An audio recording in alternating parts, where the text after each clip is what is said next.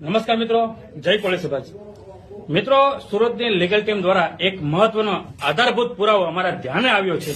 તો એસઆઈટી ટીમના જે અધ્યક્ષ જયવીર ગઢવી છે એને મારે ખાસ કહેવાનું કે 29 ડિસેમ્બરના રોજ જે નવનીતભાઈ ઉપર જે હુમલો કરવામાં આવ્યો હતો એ જ આરોપીઓ અને જયરાજા ફાર્મ હાઉસમાં જે વિડીયો ઉતાર્યો હતો એ જ વિડીયો આ બંને આરોપીઓ બધા જ આરોપીઓના કપડા એક જ હરખા છે. અને જયારે નવનીતભાઈ ઉપર જયારે હુમલો કરતા હતા ત્યારે એક આરોપી અન્ય સહ આરોપીને પોતાના વિડીયો મારફતે અને આ સમગ્ર ઘટના એ વિડીયો કોલથી બતાવતા હતા.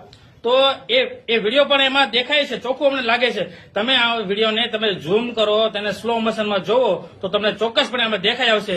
જો એક ધારાશાસ્ત્રીને જો વિડીયો મારફતે પુરાવા મળી આવતા હોય તો આઈપીએસ કક્ષાના અધિકારીને આ વિડીયોમાં જ સવાલનો જવાબ છુપાયેલો છે, તો આમને કેમ નથી મળી આવતા? આ પણ એક શંકા ઉપજાવે છે.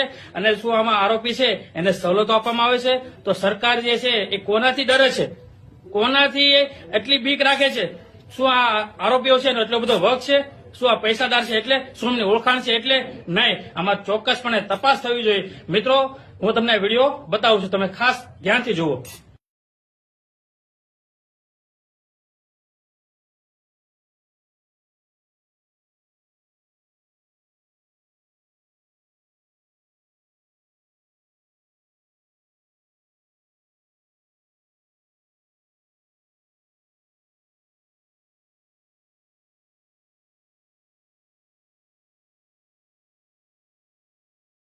તો આ તમે સંપૂર્ણ વિડીયો નિહાળ્યો ને, તમે જોયો ને, હવે તમને શું લાગે છે?